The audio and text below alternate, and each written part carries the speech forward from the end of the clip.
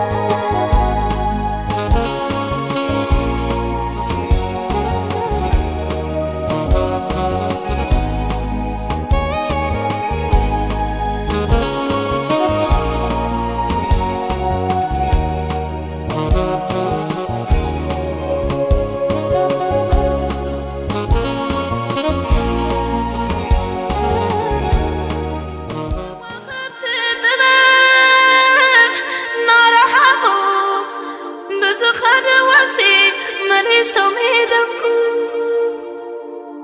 أكا خدو تماريتهم برور برعام وركيز موتهم برور برعام وركيز موتهم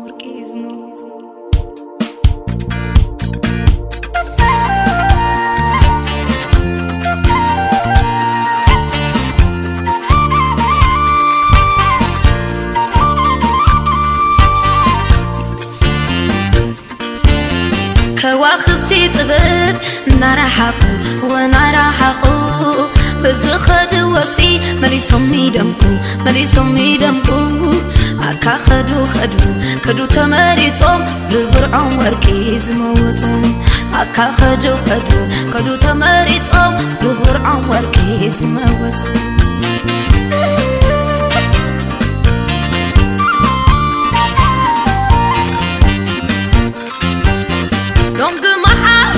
تفسسي لو تقينو انبعد فرسي من ميدعاد برو قدلي قدل مبرعتي طبيبان طببنبر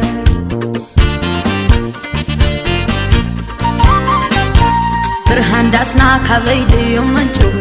بومباديو نخاوح فليتو طبب كويو نايتا سبع نزقال قبارنبر زي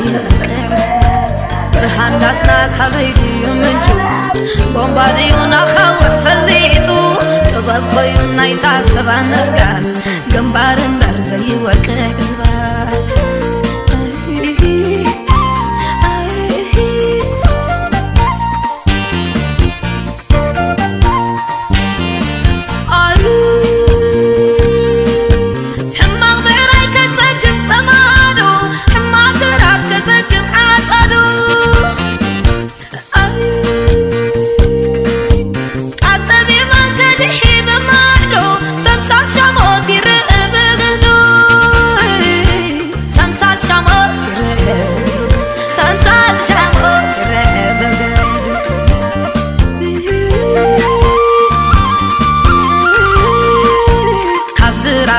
تب أنجي خسبو نايتستاي حيش كترز سحابو مسالو أمنبر عدبو خبري هموم يماسلو نتزل حري كواخبت طببنا رحبو بزو خدو ملي سمي دمكو أكا خدو تماريتو برور برعم وركي زماوتون برحان داسنا كالي ديو مجو بومباديو نخاون فليتو طبب كويو نايتا سبا نزقال قنبارنبر زي وقع زبال لونق معار مدري تفسسه نوتو خوينو انبا تفلته من ميدا قورو قدلي قدر مبرحتي طبيبان طببنبر حماق بعراي كتصقم تمادو حماق قراك كتصقم عصادو كطبيبان كديه بمعدو تمثال شاموت يرهب كفو كواخبت طببنا رحبو بزو خدو ملي سمي دمكو أكا خدو تماريتو برور برعم وركي زماوتون برحان داسنا كالي ديو مجو بومباديو نخاون فليتو طبب كويو نايتا سبا نزقال قنبارنبر زي وقع زبال لونق معار مدري تفسسه نوتو خوينو انبا تفلته من ميدا قورو قدلي قدر مبرحتي طبيبان طببنبر حماق بعراي كتصقم تمادو حماق قراك كتصقم عصادو كطبيبان كديه بمعدو تمثال شاموت يرهب كفو كواخبت طببنا رحبو بزو خدو ملي سمي دمكو أكا خدو تماريتو برور برعم وركي زماوتون برحان داسنا كالي ديو مجو سلام أب كله قرنعات عالم زلهم سلام انت أنا نعاكم يكون زي أقاتيمو زلو ناي أيانا أبونا بحر سنة طبباوي ياسو تصفاوني نقول لنا مرير حزنيو بعبيو نسدرا بيتون صنعات هاب إجزابير أملاخ دبسايو بيدبسهم زبال نجار يلن بزخانة جن عابي سنة طبباوي تخليفنا بزح كسرح بزح كفر رزق الزنبرة عناون عابي ممهر كون الناس زق الزنبرة بقولون بموياز الله ديسيبلين بمويا زلو عقمي قليل ነገር አይነበረንሞ ተخሊፍና እዩ ቀልጢፍና እዩ ዝኾነ ግን ካብ ፈቃድ እግዚአብሔር ድወጽ ነገር ስለዚህ የለ ንሁሉ መቀባል እዩ ምክንያቱ ዝናይ እግዚአብሔር እዩ ናይ ሰብ አይኮነን ናልባሽ ናይ ሰብ ክትቃወሞ ትኽእል ኢኻ ናይ እግዚአብሔር ግን ክትቃወሞ ስለዘይ ትኽእል መቀባል እዩሞ ስለዚህ ንስድራቤት ጽንዓት ሃብ ንሁሉ ስነ ጥበባዊ ማህበረሰብ ስነ ጥበቡን ጽንዓት ይምነ ጽንዓት ያበና ንሁላትና እቲ ኻልአይ አሰካፊ ኮይኑ ዘሎ ሎሚ ተቀዳዲምካ ኣብ ሶሻል ሚዲያ ኣብ መራኸቢ ብዙሃን ፖስት ምግባር ዘይተደልየ ጽሑፋት ምጽሓፍ ኣዝዩ ኣዕናው ዘሎሞ ስለዚ ነዝውን ክንጥንቀቐሉ ኣለና ኣካል ናይ ባህልና ኣይኮነን ኣካል ናይ ሃይማኖትና እውን ኣይኮነን ግን ከም ባህሊ ነተኣታትዎ ዘለና ኣዝዩ ሕማቕ ልምዲ እሞ ስለዚ ካብዚ ነገር እዚ ክንቁጠብ ክንክእል ኣለና ቀድሚ ቤተሰብ ምስምዖም ፖስቲ ይኸውን ኣሎ ስለዚ እቲ ቤተሰብ ኣክንዲ በቲ ወግዒ ወይ በቲ ባህሊ በቲ ሃይማኖት ሓልዩ እቲ መርድእ ዝበጽሖም በቀጥታ ብመራኸቢ ብዙሃን ይርድኡ ኣለውሞ እዚ ኸኣ ኣዝዩ ሕማቕ ነገር እሞ ካብዚ ክንጥንቀቅ ክንክእል ኣለና እቲ ባህልና እቲ ኣካይዳ ናይቲ ስነ ስርዓት ወይ ክንፈልጦ ክንክእል ኣለና ሱሳን ምፍላጥና ኢና እዚ ዓይነት ጌጋ ንጋገ ዘለና ማለት እዩ ስለዚ ሰብ መጀመርታ ምስ ሞተ ተርድኦ ከለኻ ለይቲ ተኮይኑ ከማንሲ ኣይተርድኦን ኢኻ ሃይማኖታዊ እዚ ባህሊ እውን ከም ንሕና ንኽተሎ ለይቲ እንተ ደኣ ኮይኑ ሳይርዳእን እዩ ሰብ ምስ ወግሐ ኢኻ ተርድኦ ከለኻ እውን ቀስ ጌርካ መራሕቲ ሃይማኖት ጌርካ ዓበይቲ ሰባት ጌርካ ኢኻ ቀስ ጌርካ ኢኻ ተርድኦ ምክንያቱ ከቢድ እዩ ሞት ኣዝዩ ከቢድ እዩ ሞት ደቂ ሰባት ወይ ደቂ ኣዳም ንሕና ንሞት ኣይኮንናን ተፈጢርና ምናልባሽ ብዝፈጠርናዮ ንብናይ ኣዳም ስሕተት ኢና ናብ ሞት ተጋሊጽና ዘለና ግን ንሞት ክንቅበሎ ይንኽእልና ምክንያቱ ዘለዓለማውያን ኮይንና ስለዝተፈጠርና ሞት ከጋጥም ከሎ ንማንም ሰብ ብፍላይ ንቤተሰብ መሪር ስለዝኾነ ስለዚ ብዝተኻእለ መጠን ነዚ ክንጥንቀቐሉ ክንክእል ኣለና ከማን ኣይኮነን ዶ ኣብ ፖስት ክትገብር እንድሕር ሰብ ትሬሳ እንድሕር ዘይተቐበረ ኮይኑ ነቶም ስድራ ቤት ጽንዓት ሃብኩም ከማን ኣይትብሎምን ኢኻ ምክንያቱ ይቆበጹን ዘለዉ ስለዚ ብዝተኻእለ መጠን ነዚ ነገር እዚ ኩላትና ክንጥንቀቐሉ በዚ ጋጣም ዝመልእኽተይ ክሕሊፍ ፈቱ ካብ ነፍሰይ ጀሚረ ማለት እዩ ለዚ ዘያታ መልእኽተይ ንኩሉ ስድራ ቤት ደጋጊመ ጽንዓት ይሃብ ክብል ፈቱ ሕራይ ኣብ ሙሉእ ዓለም ዘለኹም ኣድነቕቲ ስነ ጥበብ ሕጂ ወሪድና ዘሎ ዓብዪ ሓዘን እዩ ከቢድ እዩ ልብኻ ዝጎዲ እዩ ናይ ስነ ጥበባዊ እያሱ ሓውና እዚ ይኮነን ትቐንዲ ወዲ ሰብ ካብ ሞተ ኣይተርፍን እዩ ካብ ሓባ ኣዳም ምልባስ እውን ኣይተርፍን እዩ ከመይሲ ካብ ሓመድ ኣዳም ይተርፍ ነይሩ ተትኸውን ኣዴና ስለምንታይ ሓዘን ከቢድ እዩ ኣዴና ማርያም ከማንሲ ካብ ሓመድ ኣዳም ንኽትለብስ ወዳ መድሓና ግድን እዩ ሕጊ ተፈጥሮ እዩ ማለት እዩ ሕጂ ኩሉ ግዜ እንታይ እዩ ዘብለና ኣነ ዝሓውና ብጣዕሚ እዩ ምሳኻ ዝጎይ ዝነበረ ክንብተይ ብሓንሳ ነርካ መቃልስትኻ መሳርሕትኻ ይህም መባህልትኻ ዝጎይ ዝነበረ ምሳኻ ነዊሕ መደብ ገይሩ ደቁ ንኽዕቢ ስድርኡ ንኽናቢ ብጽቡቕ ጉያ ዝጎይ ዝነበረ ትማል ምሳኻ ይጨርቕ ዝነበረ ስሕቕ ዝነበረ እሞ ከም በዓል እያሱ ሓወይ ክተርፈካ ከሎ ከቢድ እዩ ስለምንታይ ሲ ምዝኽታም ኣቦኻን ኣዲኻን ምማት ኣይኮነን መዘናኻ ምሳን እዩ ሲእናዮ ኣብ ጎንና የለን ድሮ ሬስኡ ልኢኽና ተቐቢሩ ሓመድ ኣዳም ለቢሱ ልክዕ ምስኡ ኸ ንሕና ሕልናና ተቐቢሩ ኣሎ ጽባሕ ንጎውን ንሕና ናብኡ ኢና እያሱ ሓወይ ብጣዕሚ ጽቡቕ መደባት እዩ ነይሩ ኣብቲ ተረኸብናሉ ብዛዕባ ስራሕ እዩ መደባት ነይሩ ብዓብኡ ኸ እቶም ገዲፍልና ዘሎ ቆልዑ ሰለስተ ቆልዑ ጓሉላ ኣዲኡን ኣብ ዓራት ተደኒሳ ገዲፍዋ ይመጽዩ ኣብዚ ንሕክምና ክመጽእ ከሎ ንኽሓዊ ንኽሕከም ኢሉ ይመጽዩ እቲ ዘዕለና ሓደ እያሱ ሓወይ ብቁጠባ ኣዝዩ ካብቶም ተሃስዩ ዝነበረ እዩ ንሃገሩ ዘበርከተ ሰብ ቀዳማይ ዙርያ ካብ ሕሰቦ ቀዳማይ ዙርያ ኮንካ ክሳዕዚ ሕጂ ንሃገር ምግልጋል ማለት ክሳዕ ክንደይ ብቁጠባ ተሃሲኻ ኣለኻ ብዛዕባ ሃገር ጥራሕ ምሕሳብ ደቁ ኸማን ኣብ ከመይ ገዲፍዎም ንዕልለሉ ነበርና ኣዝዩ ብቁጠባ ተሃስዮም ከም ዝነበሩ እዩ ገዲፉ ሕጂ ኣብ መላእ ዓለም ዘለኹም ህዝብና ከዓ ፍሉጥ ኤርትራዊ ካብ ኣፉ ገዲፍ እዩ ዝህበካ ክሳዕ ዝትማሊ ዓሪፉ ምስተባህለ ሓደ ንስራሕ ዝጎይ ነይሩ ከምኡ ክሳዕ ዝትማሊ ቲኬት ክቆረፀሉ ሞ ብጾትና ነይሮም ኣብ ዩጋንዳ በዓል እቶም ቀልጢፎም ሽዑ ንሆስፒታል ዕድለኛታት ኮይኖም ተጓዮም ንኽዑ ከድሕኑ በዓል ሓማ ተመስገን በዓል ጆካተረ ሰላምቢኒ ከምኡን ሓንቲ ሓፍትና ሕጂ ተጓዮም ኣብቲ ቅድሚት ዝነበሩ ዕድል ኣይገበርናን ንሑ ክነብል ኣጋጣሚ ንሕና ሞባይለይ ተዓፂኑ ይረኣነ ዳሓር ሰሚዐ ተጓይና እውን ምስቶም ኣብ ዘለው ዝኣልዩና ኤምባሲ ዳሓራይ ተራዳዲእና ስለምንታይ ኣብዛ ዓዲ ከቢድ እዩ ሰብ ምስ ሞተ እንታይ ዝግበር ብዙሕ ነገራት ኣሎ ብድሕሪት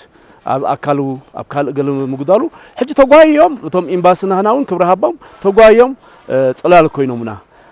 ብጣዕሚ ኢና ኸሲርና ቀሊል ነገር ኣይኮነን ሃውኻ ክስእን ከለኻ እሞ መጓይትኻ ሕጂ ብድሕሪት ግን ዝገደፈልና ኣሎ ቆልዑ ኣነ ከም ዝመስለኒ ዓብዪ ነገራት ሕጂ ገጢምና ዘሎ እዚ ናይ ሶሻል ሚድያ ስኢልካ ኦኬ ምውርዛይ ጽቡቕ ጽሕፍ እውን ጽቡቕ እዩ ስለምንታይ ሓበሬታ ስለ ዝኾነ ስለምንታይ ይድድሎ ዘሎ እንዳጻሕፍካ ኣብ ፌስቡካት ዝድለን ዘይድለን እንዳጻሕፍካ ኣወራሪቕካ ቃላት ለባም ክትከውን ምድላይ ወረጃ ክትከውን ስለምንታይ እዩ ወረጃ ማዕዶ ምዃን ኣይጽቡቕን እዩ ሕጂ ንሕና ከም ልምድኸ ንሕና ከም ሰባት ኤርትራውያን ኢና ክንብል መጀመርታ እኮ ባህሊ እኮ እዩ ዝገልጸና ጎኑ ጎኑ ከዓ ሃይማኖት ኣለና ድሕሪ ሃይማኖት ከዓ ሕልና ኣለና ስነ ምግባር እውን ኣብ ማእኺልና ዝንኸይድ ሰባት ኢና ኣብቲ ዕለት ዝሞተስ ንዕና ኣብዚ ኮይና ዝገይራ ሃቦም ስነ ጥበባዊ ካሕሳይ በርሄ ቦትኡ ፈቂድልና ንሕና እቶም ዕድል እዩ ዓስቢ እውን ኣለዎ ንሓደ ሰብ ሓሚሙ ጎዩ ክትረድኦ ሆስፒታል እግሩ ኸይድካ ክትከይድ ብፈጣሪ እውን ዓስቢ ኣለዎ ዓስቢ ሃቦም ቶም ሽዑ ጎዮም እግሩ እንዳኸዱ ክሳዕቲ ዓለት ሞቱ ሰማዕናላ ጎዮም ብፈጣሪ ከዓ ይከፈልዎ ስለምንታይ ኣብዚ ሽዑ ንሕና ነቲ ሬሳ እውን ከነብል ኣነን ብጾተይን ብዙሓት ኮይና ከምኡ ወዲ መንገሻ ካሜራማን ካሕሳይ በርሄ ኮፍ ኢልና እንታይ ደኣ ይኹን እሞ ሬሳ እውን ንዓዱ ክኣትዎ ኣለዎ ገና እኮ እዩ ሬሳ ገና ኣብ ሕክምና ከሎ ኣብ ፌስቡክ ተረዲእና እንታይ ስለተደለየ እዩ ከምኡ ዝድለ ክትከስብ ሓቀኛታት ድሕር ኮይኖም እዞም ሰባት ናይ ሶሻል ሚድያ መክሰብ ድሕር ደልዮም ሲ ገና እዚ ሰብዚ እንዳጋዓረ ንሂወቱ እንዳበለ ከሎ ውፅእ ትንፋስ እተው ውፅእ እንዳተባሃለ ከሎ ስለምንታይ እዩ ተደልዩ ኣብ ፌስቡክ መርድእ ኣዲኡ እኮ ተደነሰት ኣላ ካልኦት ዘፍቅርዎ ብፆቱ ኣለዉ እኮ ደቁ ኣለዉ ኣዲኡ ብዓብኡ ተደኒሳ ዘላ ብሕማም ነዚኣ ከተርድእ ምኽኣልሲ ትንፋስ እዚ እውን እኮ ቀሊል ኣይኮነን ሕጊ ሰብ ኣሎ ሕጊ እንስሳ ኣሎ ኣንበሳ ከማን ድሕር ኢናዮ ሕጊ እንስሳ ድሕር ኢናዮ እታ ዝሓዛ እንስሳ ከይሓለቐት ከላ ኣይበልዓን እዩ ምስ ሞተት ሓሊቓ ከላ እዩ ነታ ስጋኣት ጅምራ ስለምንታይ ተደልዩ ነዚ ሰብ ገና ኣብ ሆስፒታል ከሎ መርድእ ምውፃእ እንታይ መክሰብ ስለተደለየ እዩ መክሰብ እቲ መክሰብ ዝበሃል ሓቂ ድሕር ኮይኑ ደቁ ገዲፍልና ኣሎ እንዲ ዳ ሕጂ ይርድእዎ እስከ ሓንቲ ቅርሺ ንቡን ነዲኡ እስከ ይስደዱ ከም ሓቂ ሓዊዳ እኮ ሲና ዘለና ቀሊል ኣይኮነን ሕጂ ሲ መክሰብ ናይ ፕሊስ ኣነ ከም ሓበሬታ ከም ለበዋ نتعالى بهلنا سنة مقبرة لنا حلنا لنا زوم سوشيال ميديا عجب جبرو ربحات لكم قالوا لكم جبرو سلام تكمو كم إذا أجر تردو أسب بليس زيا إذا سؤال كمورة ورجعت ما عدو أي تخنو حزبنا غا حضرة حجزنا نظام كم زي أمز جبرو زعفرو عجب بقولنا زيا يخلى بوزدلي بعبيو سوء حوي زغتي مالهما حمدو يقولوا كال خذ لايك لنا زي خذ دقل فتاري قبل يزبل يغني له حراي مشام قتي من نازل له كبير حزني حزن أبرز حزن بخيات أبرز بخيات من إسي صبح دق الزفر له جزء بتحنا لنا كم أكلنا ترما إياسو مس بزح نصور رأيتاتو مس حلمتاتو مس بهجتاتو جنا دكاي ندبله نداس حقه ندات تجارقه مس كل حلمتاتو تخليفنا له خلفنا كل دما ليت تصبنا يو حدقا أبرسنا زي نبره نخلتنا عمو كبدنا سرسيرو دقة زخلنا حزن قتيبنا الله إياسو كم سب لواه نيرو كم سب فكر كم سب حلاي لقاس سحق زي في الليو أنا ملحسوس توقعته بخلو نيت باب عمتات زللي نوصل رأي حيزو عبي كلا عب مدرخ كبت حسيب وزن برد متصاو نيرو تبت إن كل خبس مرة يكون هات عنا أين بزعد متسيوه بسمح هاي شجنا سرح كوفر إن كله اسكي أبي بي سرح دخون أبزسي انت خبر خلين يا ابو سرح تسرح يا خيلي بلن بقربك حدش سرح تنسرح اتا قديمي حيزي زلو خدرت دما كليب كغبرن اجرن مقدي ابزين كنت حاجه لني بزح ني مصاي ناي سرح مدبات نيرنا ابتخول خي بصح كن بدنك تخليفنا ياسو بزيك العالم دمصاوي دكتور بحر رهبا برخت منقصاب كتك بكله معك أنتاتو زتمال ملو عقم زلوا سبنيرو أنت خونا جناب تخلو تخيل بس حن كله رأيتاتو تخلي فينا ما ياسو حزن دم بحكي كسر ذا ساعة زيادة مالتيو ساعة ساعة مع 4 مع تخين له كسر ذا دقيقة زيادة كاسكلي إلنا أبكبدنا أتيو بحكي حميسنا زلوا جاهيو نملو محبر سبسنة باب بعبي إدمان سدرا بيتو نخلاتنا صنعتها بنا قبل دلي المجمرة نخلاتنا صنعتها بنا بعبي إخا نخبرايانا أبونا حونا ياسس فاوني جابير أملاخ أبقولنا تقبله ولا حد زي بحال نجار لين تعويت أملاخي بوزح نجار حاسيبو نسراح النحمامن كل نجار تدراريبو جنبك أنا 5 خامن حاسيبهم نموت حاسبو سبيله قلنا جابير حدا قاعد يملو نخلاتنا خالص صنعتها بنا أنا خزار بوز دلك عندي بزعبة زوم يوتيوبرات بهالو سبات بجاهم صراحة عند حرق جنزب دلكم أبعد سريحكم زلهم سريحكم جنزبكم تأكلكم ده حشي بيوتيوب أيكون إن حزن نحجز كمان بيتسب بوست خيبلوا بوست أي بهالني قال يترف سنبادك وتزيك أتلك يلمسكا دم بحزر له سبز أنح شكر هذا له سبز أنح بسنبادن تايمز عين فلتنينا سلسل بجاهم نقطب راح أقبلكم بزلي بفلا يوتيوبرات بجاهم قالوا سريحكم تنبركم يحيشي زبلان بس ترى فقول نقول هزبير ثلاث نعتي هبه نيانا نحاول نكمل مقصصنا يورث أملاخ ناي ورتسفني كزارة تخينا بتعمي هزيو زحزنيو زسم بديو هاي تتبنين بقى هند بتيو مخا بعد رجع مخانو بقى فتسم زي تقبلوا نجاري ورتسفني كل جزء في الشغلة صح هلال ترايز فوتو كأكدمي تام على تتاوين تدويلنا نيرنا ناي موداتا ناي سنبتا يدويل اللي مالت هجي كبام ركسا في جاي حاسسني ما تعلمتي ما قادلتيو كب جنا كم جمرة مالتي مسارحتي هذي كبير حزني حبت زخدو بيماناي ويقبله بزح الناس تبنا يخيدونا منكسس ماتي ورسو يزبل قالوا على هنتي مخدزاربين تاني قالتي زحترا كاناي ود تسفوني مجمريا وتسفوني حونا مسانا نيرت مالي لومي يلن ازي كبيد حزني قالو اندابلنايو غدا كل ነገር بطعم خبيدي كاو زخبد ግን اذا اب ميديا زخونه ነገር فاميلي خيفلطو بزح سب اب بزح بوتاتات غليو ابابور غليو ام منغدي اب بزح بوتا خلو اب فيسبوك اب غله ولا حنت ነገር كيفلطكا مجمرياتا اب فيسبوك تزرغح زلا اسا تطوت تبل صبق نيرو نخلنا مالتي اب ننبسنا اتينا تنفتنا صبق نيرو كبيديا تخبديا اب كالسا مالتي كابز نخلو فاميلي ناي سنه طبب اب ارت دل خلو صنعت يهاب نبل ود تسفوني كا غويتا اب يمانا ايدو يقبلو يعني له مجمرتها بمسواتي ياسو تسفاوني استسمعنا مذير حزن دا غلصكو بطعمي زوج زسنبد بفلاي نسدرا بيت صنعت يهاب نسدرا بيت سنه طببون عيب خساره اي سلازي اب سوشيال ميديا نغوغ زلنات سدرا بيت كيسمع وي دما كل ነገር كستخي جبرن مسقال نغوي لنامو حجي ሓስያኻ የምፅእ ስለ ዘሎ ቅድሚ ምንጋሮም ነቲ ስድራ ስለ ክስታይ ንገብር ዘለና እዚኣ ነፍሲ ወከፍና ተተኣዘምናላ ፅብቕቲ እያ ብፍላጥ ኣይኮነን ዝግበር ዘሎ ስለዚ እቲ ክብደቱ ተረዲእና ተናሓስበላ ፅብቕቲ ምኾነት ነይራ ስለዚ ደጊመ ደጋጊመ ንስድራ ቤት እያሱ ተስፋሁነይ ፅንዓት ይሃብ ንመላእ ስነ ጥበብ ስድራ ቤት ስነ ጥበብ ድማ ፅንዓት ይሃብ ይብል ቴንክ ዩ بحقي زحزن አጋጣሚ ምስ ሰማዕኮ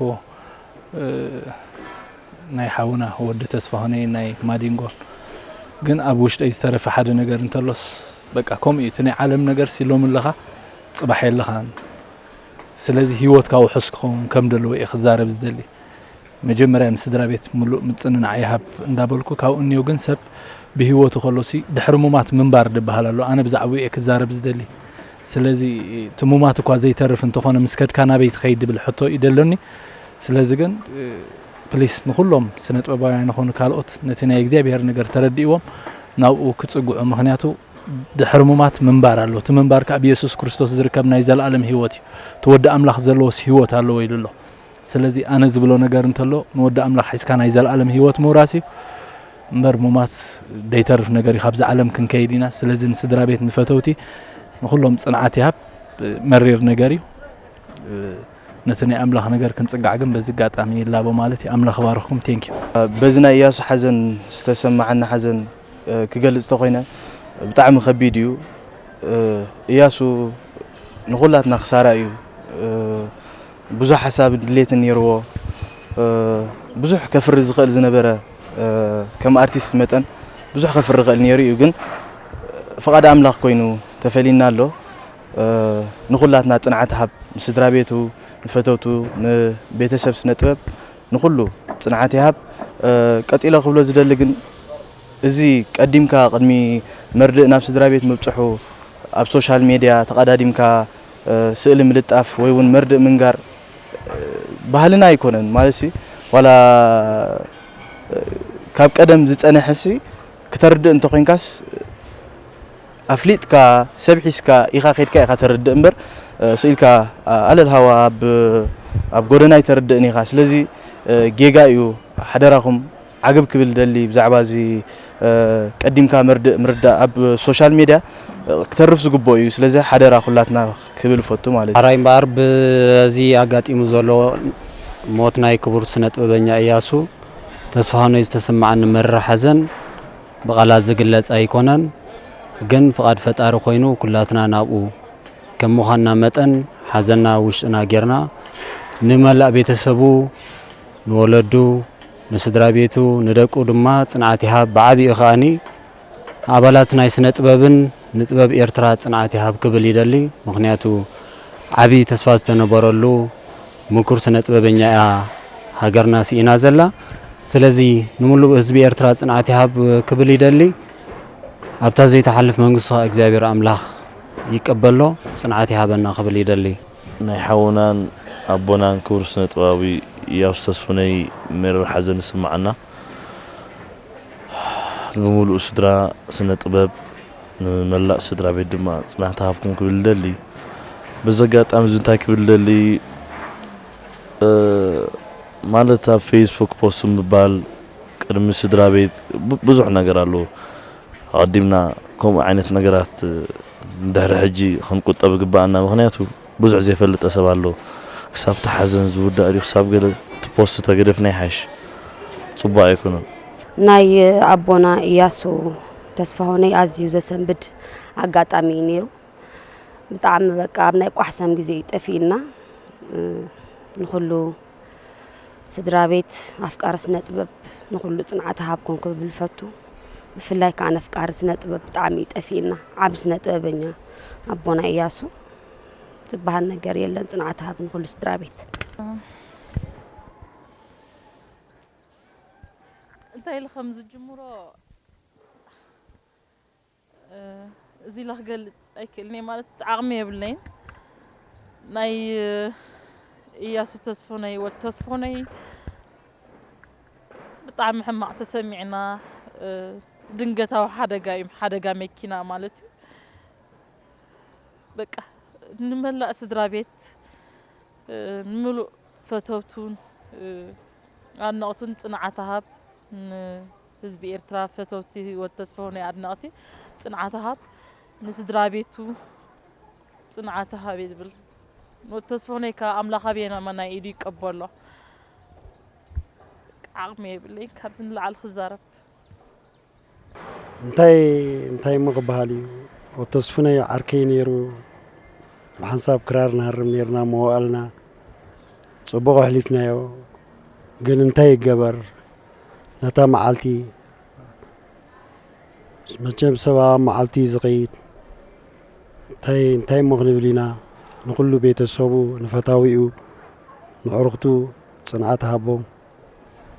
ዓርከይ እንታይ ሞ ክትዛረብ ኣይትኽእልንኻ ሰብ ምስ ሞተ ከምዚ ነይሩ ንኹሉ ይኹም ዝበሃል ከምዚ ምውታይ ክሰስኒ ገለ ግን ተስፋሁነይ በቃ ኮሎ እዩ በቃ ተጻዋታይ መስሓቅ ንፉዕ በዓል ክራር መሳርሕተይ ኣደነ እንታይ ምኸውን ላዕሊ ክብል መንግስተ ሰማይ ተዋርሶ በቃ ካውን ላዕሊ ዝብሎ የብለይን ኣደነ በቃ ክገልጽ ኣይክእልኒ ብሓንሳብ ኢና መጺና ንአዲስ አበባ አጋጣሚ ታይሞ ለሓንቲ ክብሎ ዝኽእል ነገር የለን በቃ ጽንዓት ሃቦ ንኹሉ ቤተሰቡ ንስድሩ ንደቁ በዓልቲ ቤቱ ንዕሩኽቱ ካውን ላዕሊ ዝብሎ የብለይን ቻው በመጀመርታ እዚ ንክቡር ሓውና ስነ ጥበባዊ ኢያሱ ተስፋሁነይ አጋጢሙ ዘሎ ከቢድ ናይ ሞት ሓደጋ ኣዝዩ ኣሰንባዲ ኣዝዩ ልብኻ ዝትንክፍ ግን ፍቓድ እግዚአብሔር ካብ ኮነ እግዚአብሔር ካብ ሓርዮ ንብሎ የብልናን ተሓንቲ ክንብላ ንኽእል ንወለዱ ብዓቢኦም ንወላዲቱ ክብርቲ ወላዲቱ ንክብርቲ በዓልቲ ቤቱን ክቡራት ደቁን ጽንዓት ሃብኩም ኢና ክንብል ንኽእል ማለት እዩ ትልዕል ማንም ኣነ ኸዓ እቲ ዘጋጥም ከምዚ ዓይነት ሓደጋ ወይ ሞት ካባና ዘይተርፍ እኳ እንተኾነ እቲ ወግዑ ወይ ኣገባቡ እቲ ሰብ ክንድኡ ንኸምኡ ኣይሃቦን ነይሩ ሞት ዝምነ ሰብ ስለ ዘየለ እንተኾነ ግን ዝግበር ነገር የለን እቲ ኩሉ ማሕበረሰብ ስነ ጥበብ ኣብ ኣዲስ አበባ ዝቕመጥ ኤርትራዊ ሞት ምስ ተሰምዐ ዝገበሮ ኣስተዋጽኦ ናብ ሓፂር ግዜ ንሕና ሓላፍነትና ከምቶም ስድራ ንሕና እውን ስድራና እዩ ብምባል ሬሳ ንምልኣኽ ኣብ ዝገበሮ ኣስተዋጽኦ ከምኡ እውን ጉዱሳት ውልቀ ሰባት ካብ ዝሓሊፎም እውን ጉዱሳት ኢትዮጵያውያን ኣሕዋት ዝገበሮ ናይ ገንዘብን ናይ ሞራልን ኣስተዋጽኦ እዚ ኢልካ ክግለጽ ዝኽእል ኣይኮነን ስለዚ ንብምላእና ንስድራ ቤት ስነ ጥበብ ናይ ብሓቂ ኩሎም ስድራ ቤቱን ፈተውትን ጽንዓት ሃብኩም ይብል ካብዚ ብምቕጻል ከምዚ ኩሎም ኣሕዋተይ ክብልዎ ዝጸንሑ በጃኹም እዞም ኣብ ሶሻል ሚድያ እንታይ እዩ ጥቕምኹም እንታይ እዩ ረብሓኹም ከምቶም ስድራኹም እኮ ስድራ ኣለዎ ይዕሩኽ ኣለዎ መተዓቢት ኣለዎ መማህርቲ ኣለዎ እንታይ ረብሓ ስለ ዘለና ኢና ኣብ ሶሻል ሚድያ ቀቀዲምና ፖስት ንብሎ ስለዚ ኣነ ብዘይቀል ዓለም እስኹም ሓውል ኣለዎ ሃንደበት ኣብ ደገብ ስደት ህሉ ኣብ ዝተፈላለዩ ናይ ስራሕ ቦታ ህሉ ኣብ ከቢድ ቦታ ህሉ ብሰንኪታ እስኹም ትገብሩዋ ሓደጋ ተገጢማ ግን ናይ ብሓቂ ካብ ቀታሊ ሰብ ፈሊኹም ኣይትረኣየን ኢኹም ድሕሪ ሕጂ በጃኹም ኣምሪርና ዓገብ ንብል ካልእ ንብሎ የለን ደጊምና ደጋጊምና ንብሙልኡ ስድራ ቤቱን ስድራ ቤት ስነ ጥበብን ጽንዓት ሃብኩም ይብል እዚ ሞት ንወት ተስፋሁነይ ብጣዕሚ ተሰሚዕና እዩ ታይሞ መንግስተ ሰማይ ዋርሶን ስድራ ቤቱ ጽንዓት ሃቦም በመጀመርታ በዛ አጋጢሙ ዘሎ ዝሕዝን ሞት ናይ ኢያሱ ተስፋሁነይ ወዲ ተስፋሁነይ ዝተሰማዓኒ መሪር ሓዘን ክገልጽ ፎቱ በዚ አጋጣሚ ኸዓ ንኹሉ ቤተሰብ ስነ ጥበብ ንስድርኡ ንኹሉ ህዝቢ ኤርትራ ብጣዕሚ ናይ ህዝቢ ብሙሉእ ናይ ሃገር ሙሉእ ክሳራ ስለ ዝኾነ ብጣዕሚ ጽንዓት ሃብ ይብል ሕጂ ድማ ኣብዚ ሜትሮ ለንደን ናይ ካሕሳይ በርሀ ባር ሽምዓ መብራህ ተኣኻኺብና ኣለና ኣብቲ ኣብ መቕባሩ ክንውዕል እኳ ተዘይከኣልናስ ብውሕዱ ኣብዚኣ ኮይና ንዕኡ ክንዝክረሉ ንኽእለሉ ኣጋጣሚ ስለ ዝፈጠሩልና ነቶም ነዚ ኣጋጣሚ ዝፈጠርዎ ብጣዕሚ የመስግን በቃ ብሓፈሻ ጽንዓት ይሃብ ክብል ፎቱ ባድዩና ኻውን ፈሊጡ ተበኮዩ ናይታ ሰባንስጋር ግንባርን በርዘየ ውቅዕ ዝባር ሎንግ መዓር ምድሪ ተፈሰሰ ነውፅ ኮይኑ እምባ ተፈለጠ ምን ሜዳ ገበሮ ገድሊ ገደል መብራህቲ ጠቢባን ጥበብ ሕማቕ ብዕራይ ከጸግም ጸማዶ ሕማቕ ግራት ከጸግም ዓጻዱ ጠቢባን ከሊሂብ ማዕዶ ተምሳል ሻሞት ይርአዩ ግዱ ከዋኽብቲ ጥበብና ረሓቑ ብዝኸዱ መሊሶም ይደምቁ ኣካ ኸዱ ተመሪፆም ብሩር ብርዖም ወርቂ ዝመወፁ ብርሃን ዳስና ካልይ ድዩ ምጩ ቦምባ ድዩ ናኻውን ፈሊጡ ጥበኮዩ ናይታ ሰባንስጋር ግንባርን በርዘየ ውቅዕ ዝባር ሎንግ መዓር ምድሪ ተፈሰሰ ነውፅ ኮይኑ እምባ ተፈለጠ ምን ሜዳ ገበሮ ገድሊ ገደል መብራህቲ ጠቢባን ጥበብ ሕማቕ ብዕራይ ከጸግም ጸማዶ ሕማቕ ግራት ከጸግም ዓጻዱ ጠቢባን ከሊሂብ ማዕዶ ተምሳል ሻሞት ይርአዩ ግዱ ከዋኽብቲ ጥበብና ረሓቑ ብዝኸዱ መሊሶም ይደምቁ ኣካ ኸዱ ተመሪፆም ብሩር ብርዖም ወርቂ ዝመወፁ ብርሃን ዳስና ካልይ ድዩ ምጩ ቦምባ ድዩ